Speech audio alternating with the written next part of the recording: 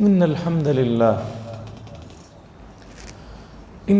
لله نحمده ونستعينه ونستغفره ونؤمن به ونتوكل عليه ونعوذ بالله من شرور أنفسنا ومن سيئات أعمالنا من يهده الله فلا مضل له ومن يضلله فلا هادي له ونشهد أن لا إله إلا الله وحده لا شريك له ونشهد أن سيدنا ونبينا ومولانا محمدا عبده ورسوله أرسله الله تعالى إلى كافة الناس بشيرا ونذيرا أما بعد فإن أصدق الحديث كتاب الله وخير الهدي هدي محمد صلى الله عليه وسلم وشر الأمور محدثاتها وكل محدثة بدعة وكل بدعة ضلالة وكل ضلالة في النار.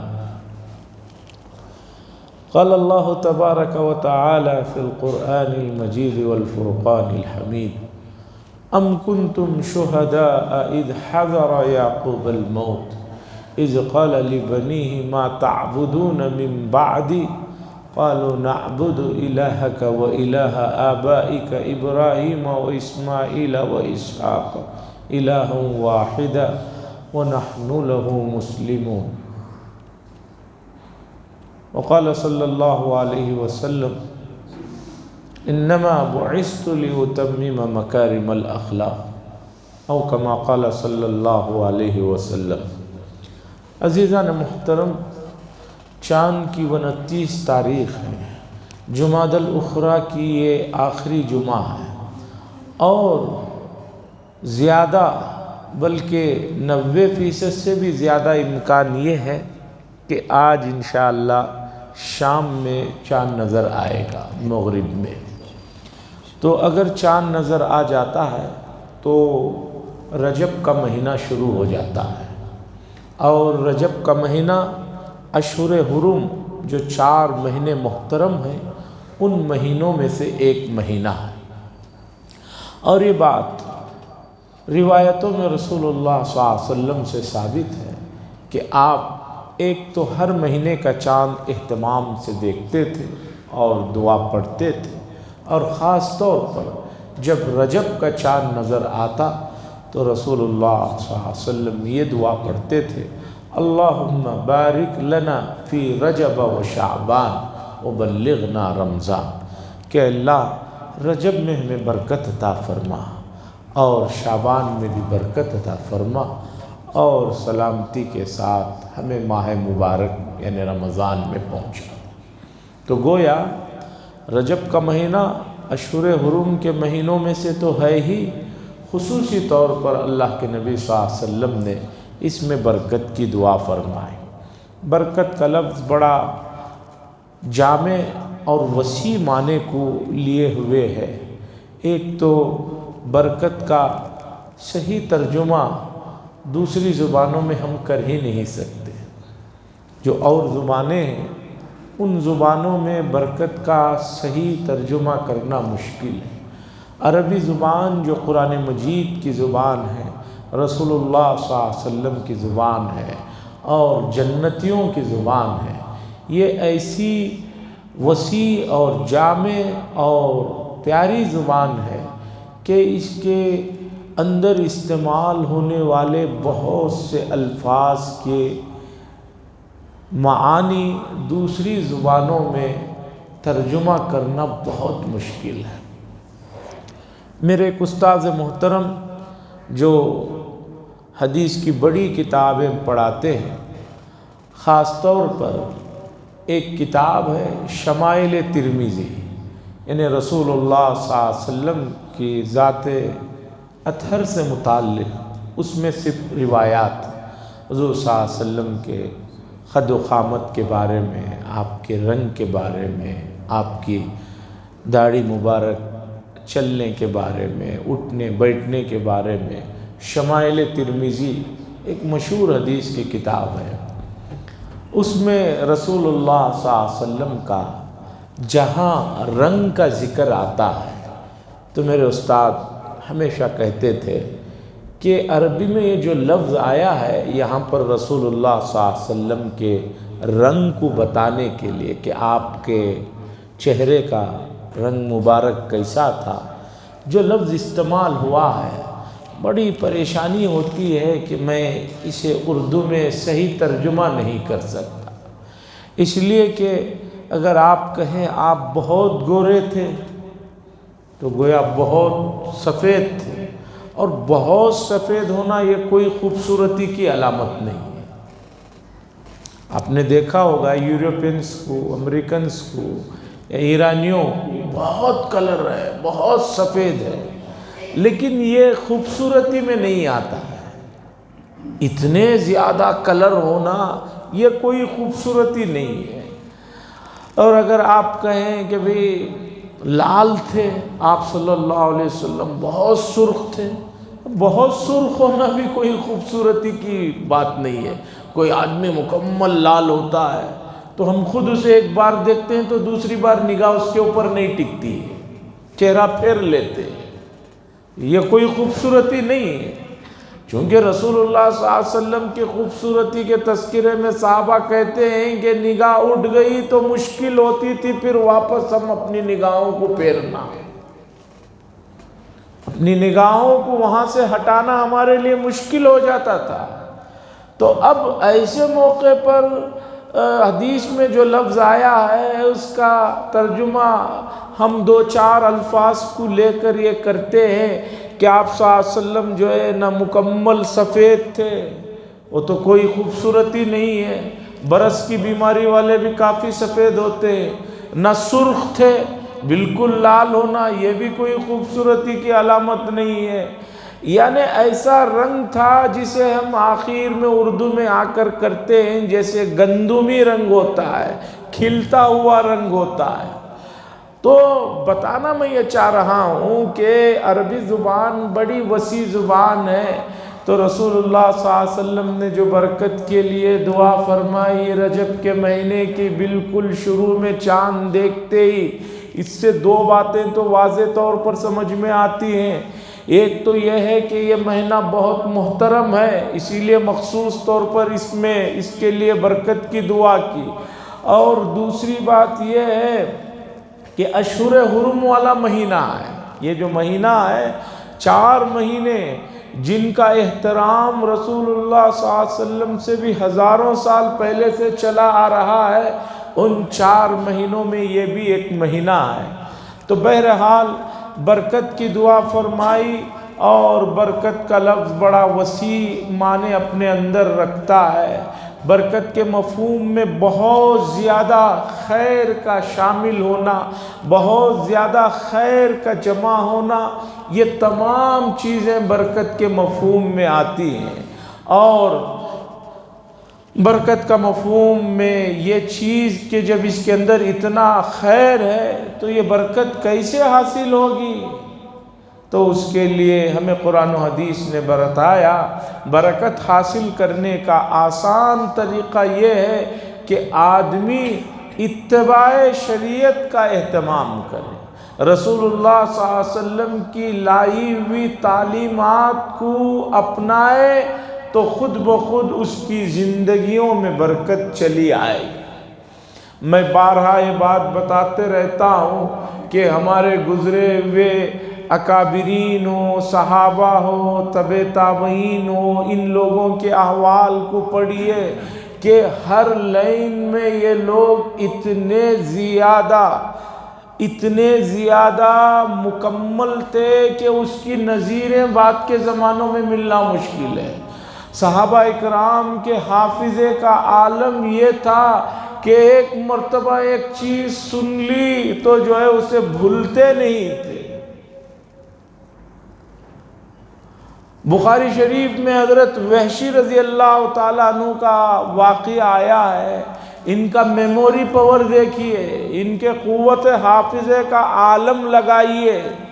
حضرت وحشی رضی اللہ تعالیٰ عنہ وہ جنہوں نے جو ہے رسول اللہ صلی اللہ علیہ وسلم کے چچا حضرت حمزہ رضی اللہ تعالیٰ عنہ کو شہید کیا تھا، بعد میں ایمان میں داخل ہو گئے تھے، وہ خود کہتے تھے کہ زندگی میں نے ایک بہت زیادہ برا کام کیا ہے، وہ حضور کے چچا حضرت حمزہ کو شہید کیا زمانے کفر کی حالت میں، اور ایک بہت اچھا کام بھی کیا کہ رسول اللہ صلی اللہ علیہ وسلم کی وفات کے بعد ریاض کے علاقے میں ایک آدمی جھوٹا نبی پیدا ہو گیا تھا، مسیلمہ کذاب، اسے بھی انہوں نے جو ہے جہنم واصل کیا تھا۔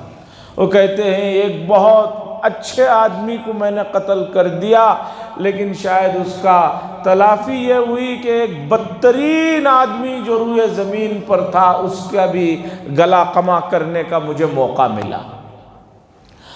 حضرت وحشی رضی اللہ تعالیٰ عنہ کا واقعہ ہے کہ ایک مرتبہ یہ ریاض، موجودہ جو ریاض ہے اس علاقے میں رہتے تھے، ایک نوجوان صحابی مدینے سے چلتے ہیں اور وہاں پہنچتے ہیں، اور ریگستان کا علاقہ ہے، دھوپ کی تپش ہوتی ہے، تو چہرے پر رومال باندھے ہوئے، سر پہ رومال باندھے ہوئے، صرف آنکھیں کھلی ہیں، وہ آتے ہیں اور اتفاقاً حضرت وحشی رضی اللہ تعالیٰ عنہ سے ان کی ملاقات ہوتی ہے۔ ابھی تک چہرے سے انہوں نے یہ بھی رومال بھی نہیں، کپڑا بھی نہیں ہٹایا ہے، صرف آنکھیں نظر آ رہی ہیں۔ حضرت وحشی رضی اللہ تعالیٰ عنہ نے دیکھتے ہی فرمایا، تم فلاں کے بیٹے ہو نا؟ تو انہوں نے کہا ہاں میں ان کا بیٹا ہوں۔ پھر اس کے بعد انہوں نے کپڑا نکالا، نوجوان تھے، 20-22 سال کی کچھ عمر رہی ہوگی۔ انہوں نے کہا کہ آپ نے مجھے کیسے پہچانا؟ اس لیے کہ میں پہلی مرتبہ یہاں پر آیا ہوں اور میں کبھی آپ سے کہیں اور ملا بھی نہیں ہوں، تو آپ نے مجھے کیسے پہچان لیا؟ کوئی میں نے خط بھی نہیں دیا، کوئی پیغام بھی نہیں دیا، یا میرے آنے کی بھی آپ کو کوئی پہلے سے اطلاع نہیں ہے، تو کیسے آپ نے پہچانا؟ حضرت وحشی رضی اللہ تعالیٰ عنہ نے فرمایا، تم جب بالکل دودھ پیتے بچے تھے، تمہارے والد کے گود میں نے تمہیں دیکھا تھا، ان آنکھوں کو دیکھا تھا، آج ان آنکھوں کو دیکھتے ہی پہچان لیا کہ تم وہی ہو۔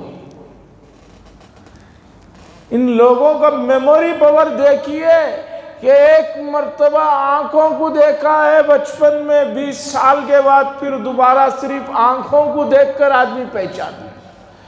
اور آج ہم لوگوں کی میموری پاور کا عالم یہ ہے کہ 2-4 سال کے بعد کوئی آتا ہے، آ کر کہتا ہے کہ بھئی ہم حضرت اسی محلے میں رہتے تھے، اسی ہاسٹل میں رہتے تھے، یہاں رہتے تھے، وہاں رہتے تھے، دنیا کی چیزیں بتاتا ہے، تب بھی زور دینا پڑتا ہے، آخر میں کہنا پڑتا ہے اسے تسلی دینے کے لیے، ہاں میں نے پہچان لیا۔ سیدہ عائشہ رضی اللہ تعالیٰ عنہ کا جو میموری پاور تھا، مفسرین نے، محدثین نے ذکر کیا ہے، یہ کہ ایک روایت کو بعض صحابہ نے ان سے سنا، پھر 20 سال کے بعد سنا اور لکھ کر رکھ لیے تھے چھپ کر، تو 20 سال کے بعد بھی جب انہوں نے سنایا ہے تو اس روایت کو ویسے ہی سنایا جیسے 20 سال پہلے سنایا ہے، کہیں کوئی کمی بیشی نہیں۔ تو حاضرین کرام، یہ رسول اللہ صلی اللہ علیہ وسلم کی اتباع اور دعاؤں کی برکت تھی کہ صحابہ کرام رضی اللہ تعالیٰ علیہ مجمعین، اس کے بعد کے دور میں تبع تابعین ہیں، اور خاص طور پر محدثین میں حضرت امام بخاری رحمۃ اللہ علیہ کا مقام و مرتبہ ہے کہ ان کے حافظ ایسے تھے۔ آج ہمارے نہ حافظ ایسے ہیں، نہ دوسری چیزوں میں اس طرح کا کوئی جو ہے کمال ہے۔ وقت میں برکتوں کی مثالیں میں بہت مرتبہ بہت سے محدثین کی دیتا ہوں۔ حافظ ابن حجر عسقلانی رحمۃ اللہ علیہ کے بارے میں آتا ہے کہ ظہر اور عصر کے درمیان کے وقت میں جو ہے 30 دن میں یا 10 دن میں انہوں نے پوری بخاری شریف کو مطالعہ کر لیا تھا۔ بخاری شریف بڑی حدیث کی کتاب ہے، سندوں کے ساتھ اسے انہوں نے پڑھ لیا تھا، اور انہی کا واقعہ ہے کہ جو ہے لکھتے لکھتے جب قلم سوکھ جاتا اسے چاقو سے چھلنے کی نوبت آتی، تو جب چھل رہے ہوتے تھے جو سمجھیے کہ مشکل سے 25 30 40 سیکنڈ کا کام ہوتا ہے، اتنی دیر اب چونکہ نہیں لکھ رہے ہیں کچھ تو جو ہے اللہ کے ذکر میں مشغول رہتے تھے۔ عزیزان گرامی، رسول اللہ صلی اللہ علیہ وسلم نے برکت کی دعا فرمائی، رجب کے لیے دعا فرمایا اللہ تبارک و تعالی وہ تمام برکتیں جس کی رسول اللہ صلی اللہ علیہ وسلم نے دعائیں فرمائی ہے جیسے بھی ہیں ہم صلی اللہ علیہ وسلم کے ادنا امتی تو ہیں، اتنا تو شرف ہمیں حاصل ہے، اتنی بڑی نعمت تو ہمیں حاصل ہے، یہ نعمت کوئی معمولی نعمت نہیں ہے، ہمیں اس نعمت پر فخر ہے، ہمیں اس نعمت کو جو ہے تحدیث بن نعمت کے طور پر ماننا چاہیے، قبول کرنا چاہیے اور کہنا چاہیے کچھ نہیں ہے تو کوئی بات نہیں، رسول اللہ صلی اللہ علیہ وسلم کے امتی ہونے کا تو شرف ہے، آپ کے جو ہے امتی کہلانے کا تو مقام اللہ نے دیا ہے، یہ کوئی معمولی نعمت نہیں ہے۔ اے اللہ دعا کرتے ہیں کہ اس ادنا سا جو تعلق ہے، کمزور ہی سا تعلق جو بھی ہے، اس تعلق اور اس ناطے سے اللہ رسول اللہ صلی اللہ علیہ وسلم کی جو دعائیں ہیں، اللہ ان دعاؤں کا ایک حصے وافر ہم سب کو بھی عطا فرما۔ عزیزان گرامی، آتا ہوں میں اب سورہ بقرہ کی وہ آیت کریمہ جو میں نے آپ کے سامنے پڑھی۔ سورہ بقرہ قرآن مجید کی سب سے بڑی سورت ہے، تقریباً 284 آیتیں، 2.5 پارے پر مشتمل یہ سورت ہے، 40 رکوع ہیں، بڑی سورت ہے، تقریباً 2.5 پارے پر مشتمل ہے، اور بے شمار اس میں احکامات سے متعلق بھی مضامین ہیں، اور سب سے زیادہ پہلا پارہ پورے کا پورا بھرا پڑا ہے بنی اسرائیل کی بدعہدیوں پر اور ان کی ان غلطیوں پر، ان کے ان گناہوں پر، ان کے ان حرکتوں پر جو انہوں نے اپنے زندگیوں میں کی تھی۔ پورا پہلا پارہ تقریباً آپ کو ملے گا پو کے بعد، پونا پارہ تقریباً ملے گا، اس کے بعد سیقول میں بھی جا کر دوسرے پارے میں بھی بنی اسرائیل کی جو بیجا اعتراضات ہیں، ان کے جو عجیب و غریب سوالات ہیں اس پر مشتمل آیتیں ملیں گی۔ قبلہ بدل گیا تو اس پر ان کے اعتراضات کی آیتیں ملیں گی۔ سوال یہ ہے کہ بنی اسرائیل کا اس درجے تفصیلی ذکر پہلے پارے میں ہو رہا ہے، 40 تقریباً ان کی ان بدعمالیوں کا، ان واقعات کا اس میں ذکر ہے جو انہوں نے اپنے انبیاء کے ساتھ کیا یا اپنے اپنے زمانوں میں کیا۔ قرآن مجید کوئی قصے کہانیوں کی تو کتاب ہے نہیں، نصیحت کی کتاب ہے، عبرت کی کتاب ہے، ھدی للناس ہے، ھدی للعالمین ہے، ہدایت کی کتاب ہے۔ اس کتاب کے پہلے ہی پارے میں بنی اسرائیل کا اس درجے میں تفصیلی تذکرہ فرمانے کا کوئی تو مطلب ہے، کوئی تو مقصد ہے، اس لیے کہ ہم یہ مانتے ہیں، ہمارا یہ عقیدہ ہے، بلکہ جو لوگ عربی زبان کو پڑھنے اور جاننے والے ہیں وہ بھی مانتے ہیں اس بات کو، اگرچہ وہ مسلمان نہیں ہیں، دوسرے مذہبوں سے تعلق ہے، وہ بھی اس بات کو مانتے ہیں کہ قرآن مجید جو ہے عربی زبان کا سب سے عظیم الشان شاہکار ہے، اس سے بڑھ کر عربی ادب میں کوئی اور کتاب آج تک نہیں آئی نہ لکھی گئی ہے۔ اسے کتاب مانتے ہیں، اللہ کا کلام نہیں مانتے، تھوڑی دیر کے لیے وہی صحیح وہ لوگ جو کہہ رہے ہیں، لیکن اتنا مانتے ہیں کہ بھئی اس کتاب میں کسی بھی طرح کی کوئی غلطی نہیں ہے۔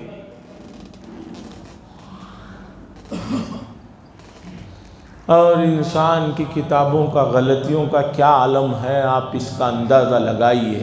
میں ہمیشہ اپنے ایک استاذ محترم پروفیسر صاحب کا قصہ سناتا ہوں، دکتور فتحی عبد المجید المرشدی، مصری، یہ پروفیسر تھے، عربی کے بہت ماہر تھے، ان کی نگرانی میں لوگ پی ایچ ڈی کیا کرتے تھے۔ انہوں نے ایک مرتبہ اپنا واقعہ سنایا، کہنے لگے کہ جب میری عمر 40 سال کے قریب تھی تو میرے دل میں خیال آیا، جب بڑے بڑے لوگ میرے پاس آ کر اپنی کتابوں کی تصحیح کراتے ہیں، اشعار کی تصحیح کراتے ہیں، اور میری نگرانی میں رہ کر پی ایچ ڈی پورا کر کے جو ہے ڈاکٹریٹ کی جو ہے سرٹیفکیٹ حاصل کرتے ہیں، اتنا سارا میں لوگوں کے لیے کر رہا ہوں تو کیوں نہیں میں بھی کچھ عربی میں اشعار بناؤں۔ ان کے دل میں خیال آیا۔ وہ کہتے ہیں کہ میں نے کہا کہ بھئی جب میں دوسروں کو لے کر رہا ہوں تو اپنے لیے کیوں نہ کروں؟ تو کہتے ہیں کہ میں کئی دن محنت کر کے عربی کے بہت سے اشعار بنایا، اور چونکہ میں اب خود بنا رہا تھا تو ہر لفظ کو دیکھ دکھا کر مناسب رکھ رہا تھا، اور کہہ رہا تھا کہ بھئی یہ یہاں ہونا چاہیے، یہاں ہونا چاہیے، چونکہ اپنا خود کا کلام ہے۔ جب دوسروں کی اصلاح کر رہا ہوں تو اپنے کلام کی میں نے بہت زبردست انداز میں جو ہے اصلاح کی، اور اشعار کو بن گئے۔ بننے کے بعد میرے دل میں خیال آیا کہ اسے چھپا کر اپنے شاگردوں میں دوں، تاکہ شاگردوں کو بھی پتہ چلے کہ بھئی میں کیسا عربی کا شاعر ہوں۔ پھر کہتے ہیں کہ میں سست آدمی تھا تو میں نے جو ہے ان اشعار کو چھپا کر نہیں بانٹا، اور اس کے بعد وہ میرے کہیں کتابوں میں، کتب خانے میں وہ پیپر رہ گئے۔ پھر وقت گزرتا گیا، مجھے اس چیز کی طرف توجہ بھی نہیں ہوئی۔ تقریباً 20 سال کے بعد میں نے تلاش کیا کہ بھئی میرے وہ اشعار جو میں نے ایک زمانے میں محنت سے بنائے تھے، اسے نکال کر اپنے شاگردوں کو، اپنے دوستوں کو دینا چاہیے۔ کہتے ہیں میرے استاد اتنے بڑے پروفیسر 20 سال کے بعد بڑی تلاش کے بعد وہ مجھے پیپر مل گئے۔ پہلے تو موبائل اور لیپ ٹاپ نہیں تھا کہ ہر چیز اس میں محفوظ کر لیں، ہاتھ سے لکھ کر رکھنا پڑتا تھا، تو وہ لکھ کر رکھے ہوئے کاغذات مجھے ملے۔ جب مجھے ملے تو میں نے سوچا چلو یہ تو مل گئے ہیں، اب اسے چھپوا کر بانٹ دیتا ہوں، لیکن میں نے کہا چلو ایک مرتبہ پڑھ بھی لوں کہ میں نے کیا لکھا ہے۔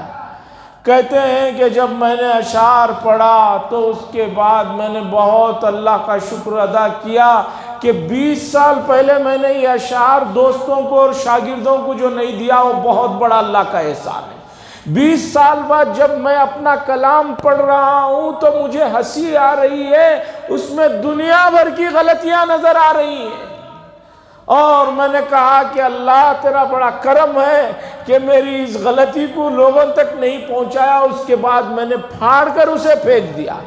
عربی کا ایک اتنا بڑا پروفیسر، اتنے بڑے استاد جو لوگوں کی اصلاح کرتے ہیں، وہ خود اپنے کلام کو 20 سال کے بعد دیکھتے ہیں تو انہیں ہنسی آتی ہے۔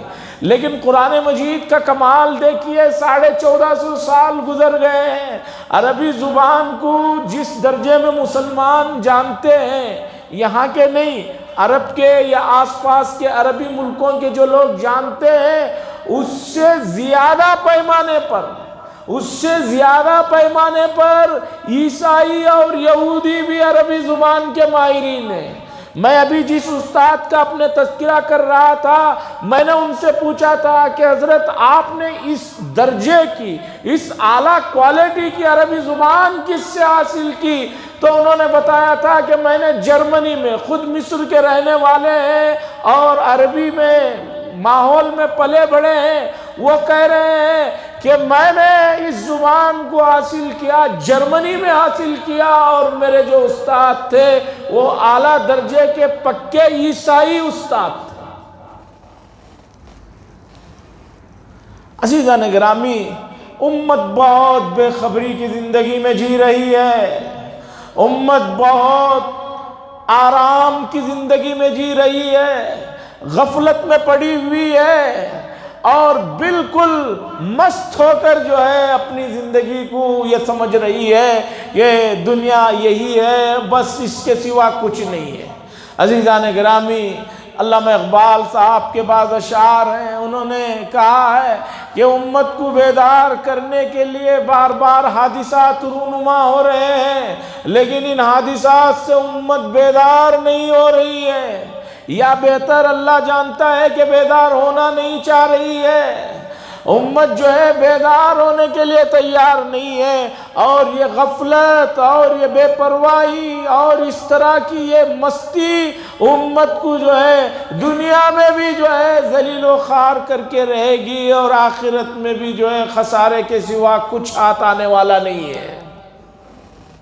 عزیزان گرامی، قرآن مجید جیسی عظیم الشان کتاب آپ کے پاس ہے، آپ کے گھروں میں ہے، آپ کے سینے میں ہے، آپ کی جو ہے مسجدوں میں ہے، لیکن آپ کے پاس اسے کھولنے کا، اسے سمجھنے کا موقع نہیں۔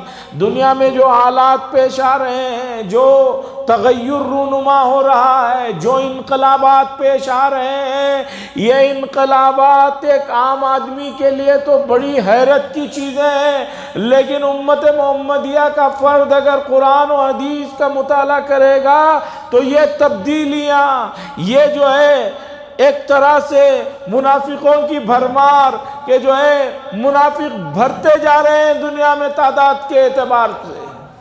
اسرائیل اور فلسطین کی یہ جو جنگ ہو رہی ہے، اس میں یہ بات کھلے طور پر آنکھوں سے ہمیں دیکھنے کو مل رہی ہے۔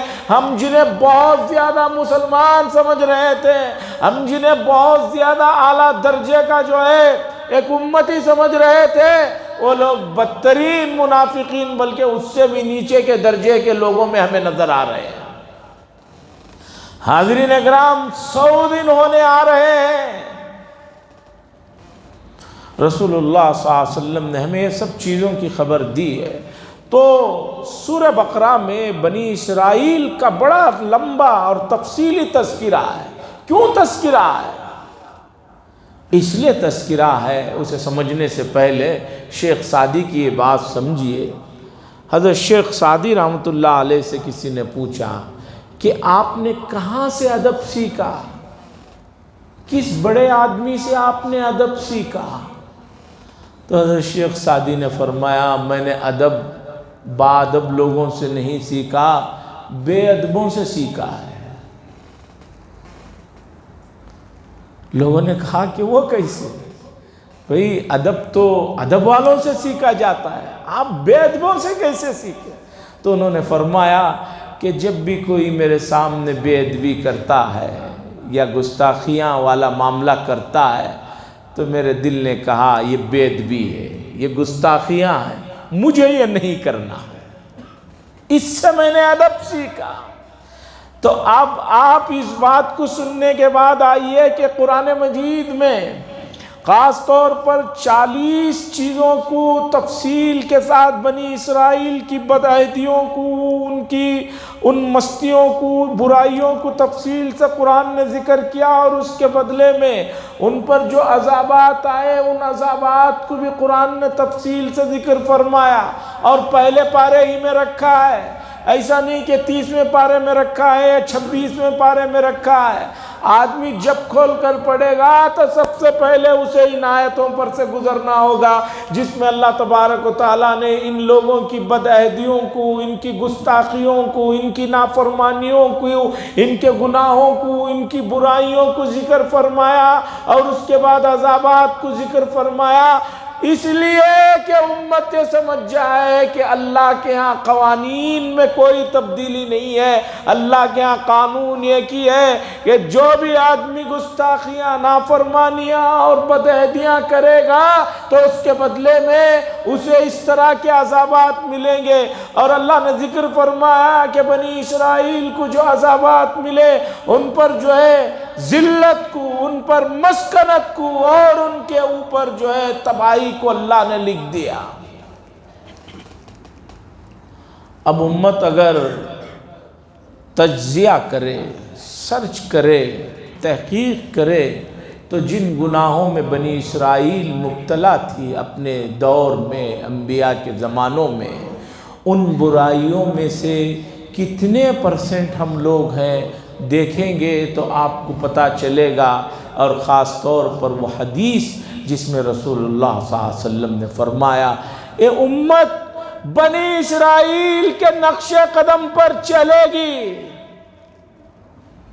قدم بقدم چلے گی، جہاں انہوں نے قدم رکھا ہے وہیں پر یہ بھی قدم رکھیں گے، حتیٰ کہ انہوں نے اگر کسی بل میں ہاتھ ڈالا تھا جہاں پر انہیں کوئی زہریلی چیز نے کاٹا تھا تو یہ بھی وہاں اسی طرح ہاتھ ڈالیں گے۔ اس کے بعد حدیث میں آیا ہے اگر بنی اسرائیل میں کسی بدبخت نے اپنی ماں کے ساتھ زیادتی کی تھی تو یہ بھی اسی نقش قدم پر چل کر اپنی ماں کے ساتھ زیادتی کریں گے۔ اور جب یہ سب ہوگا تو جو عذابات، جو ذلتیں، جو ان کو رسوائیاں ملی تھی بدلے میں اس امت کو بھی وہی ملے گی۔ یہ صاف لکھا ہوا ہے قرآن میں۔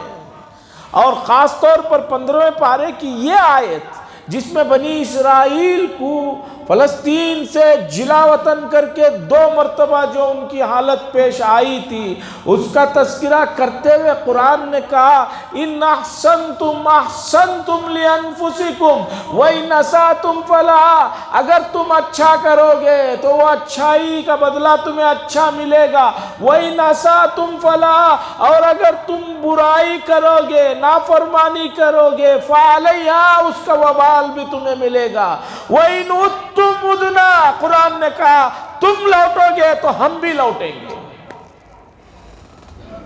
قرآن صاف کہہ رہا ہے اگر نافرمانی کر کے تم لوٹو گے برائی کی طرف تو ہم بھی تمہیں عذاب دینے کی طرف لوٹیں گے، چھوڑیں گے نہیں۔ وَإِنْ أُدْتُمْ أُدْنَا۔ عزیزان گرامی، آج امت مسلمہ کہاں کھڑی ہے آپ اندازہ لگائیے، دینی معاملات میں کہاں کھڑی ہے، دنیاوی معاملات میں کہاں کھڑی ہے، عقائد کی لائن میں کہاں کھڑی ہے، اتباع سنت کی لائن میں کہاں کھڑی ہے۔ ہر آدمی جو ہے اپنا ذاتی تجزیہ کرے تو اسے پتہ چلے گا 0 سے نیچے کا اگر درجہ ہے تو وہاں بھی ہو سکتا ہے۔ نفس نے اور شیطان نے دنیا داروں کو ایک طرح سے دھوکہ دے رکھا ہے اور دینداروں کو ایک طرح سے دھوکہ دے رکھا ہے۔ نمازی حضرات کو شیطان نے ایک طرح سے اور نفس نے دھوکہ دے رکھا ہے۔ اللہ جزائے خیر دے ہمارے گزرے ہوئے محدثین کو، انہوں نے کس طرح کے دھوکے، کس لائن میں کسے کس طرح کے دھوکے دیتا ہے یہ نفس اور شیطان، اسے تفصیل کے ساتھ انہوں نے ذکر کیا اور اس سے بچنے کی راہیں بتائے۔ ایک کتاب ہے تلبیس ابلیس، علامہ عبد الرحمن ابن الجوزی قدس سرہ کی بڑی بے نظیر اور لاجواب کتاب ہے۔ اس کتاب کو پڑھیے، آپ کو پتہ چلے گا کہ شیطان کس طرح کسے کہاں دھوکہ دیتا ہے اندازہ بھی نہیں ہوتا۔ ایک واقعہ اس میں سے سناتا ہوں، بات سمجھنے میں آسانی ہوگی۔ ابن الجوزی رحمۃ اللہ علیہ لکھتے ہیں کہ گزرے ہوئے زمانوں میں ایک گاؤں میں لوگ ایک درخت کی پوجا شروع کر دیے تھے۔ اسی گاؤں میں ایک اللہ کے محبوب بندے عابد صاحب رہتے تھے۔ انہوں نے کیا کیا، جب دیکھا کہ لوگ درخت کی پوجا کر رہے ہیں، صبح اٹھے اور آری لے کر نکلے کہ بھئی یہ درخت ہی کاٹ دوں گا تو یہ بت پرستی بند ہو جائے گی۔ درخت کاٹنے کے لیے گئے، راستے میں انہیں ایک آدمی مل گیا، مل کر کہنے لگا کہاں جا رہے ہیں؟ انہوں نے کہا درخت کاٹنے جا رہا ہوں۔ اس آدمی نے کہا کہ بھئی تمہیں کیا مطلب، لوگ پوچھتے ہیں، پوچھنے دو، تم کیوں پریشان ہو؟ انہوں نے کہا نہیں، میں بالکل نہیں چھوڑوں گا۔ اس آدمی نے کہا اگر تمہیں درخت کاٹنا ہے تو پہلے میرے ساتھ کشتی کرنا ہوگا۔ انہوں نے کہا ٹھیک ہے چلو کشتی کر لیتا ہوں۔ کشتی ہوئی تو انہوں نے اٹھا کر اس آدمی کو پٹخ دیا۔ اس نے یقین نہ کرتے ہوئے کہا کہ نہیں دوبارہ میرے سے کشتی کرو۔ انہوں نے دوبارہ بھی اٹھا کر اسے پٹخ دیا۔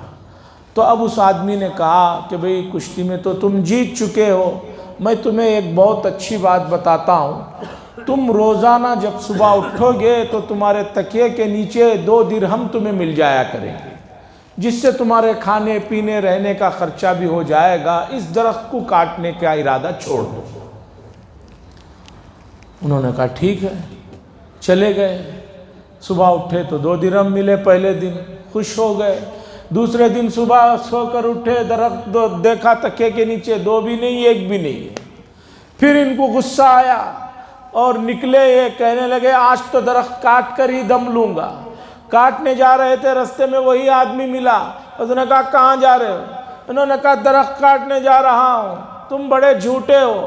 اس نے کہا کہ بھئی کشتی کر لو، جو جیتے گا اس کی بات چلے گی۔ انہوں نے کہا کیوں، پرسوں جو 2 مرتبہ میں نے تمہیں پٹخنی دی تھی وہ بھول گئے؟ اس نے کہا وہ پرسوں کی بات ہے، اب تازہ کشتی کر لو۔ انہوں نے کہا چل، جہاں پرسوں 2 بار پٹخا ہوں آج بھی پٹخ دوں گا۔ جو ہی کشتی ہوئی اس آدمی نے اٹھا کر ان کو پٹخ دیا۔ اس نے کہا کہ نہیں، میں دوبارہ تم سے کشتی کرنا چاہتا ہوں۔ اس نے کہا ٹھیک ہے، دوبارہ کر لو۔ دوبارہ کشتی ہوئی، پھر اٹھا کر اس نے پٹخ دیا۔ تیسری مرتبہ بھی پٹخ دیا۔ یہ پریشان ہو گئے کہ بھئی کل تو میں نے تمہیں پٹخا تھا، آج کیا ہو گیا؟ تو اس نے کہا تم جانتے ہو میں کون ہوں؟ میں ابلیس ہوں۔ کل جب تم نے مجھے پٹخا تھا تو اس لیے پٹخا تھا کہ تم درخت کو جو کاٹنے جا رہے تھے وہ صرف اور صرف اللہ کے خاطر کام کرنے جا رہے تھے۔ جو آدمی اللہ کے لیے نکلتا ہے اس کے اندر اتنی طاقت ہوتی ہے کہ دنیا کی کوئی طاقت اسے جو ہے نہیں ہرا سکتی۔ آج جو تم درخت کاٹنے جا رہے ہو اس کی وجہ اللہ کے لیے نہیں ہے، وہ جو 2 درہم تمہیں تکیے کے نیچے نہیں ملے اس غصے میں جا رہے ہو، دنیا کے خاطر جا رہے ہو۔ اور آدمی جب دنیا کے لیے نکلتا ہے، اللہ کی رضا مقصود نہیں ہوتی، تو پھر مجھے اس کے لیے ہرانا کوئی مشکل نہیں ہوتا۔ ابن الجوزی نے اس واقعے کو نقل کرنے کے بعد لکھا کہ ابلیس کس طرح لوگوں کے اخلاص کے ساتھ کھلواڑ کرتا ہے، لوگوں کی جو ہے اچھی نیتوں کو کیسے برباد کرتا ہے، سمجھنے کی ضرورت ہے۔ عزیزہ نگرامی، قرآن کی جو آیت پڑھا ہوں اس کے ضمن میں جو باتیں عرض کرنا تھا وہ رہ گئی ہیں، انشاءاللہ اگلی مجلس میں پیش کی جائیں گی۔ وآخر دعوانا الحمدللہ رب العالمین۔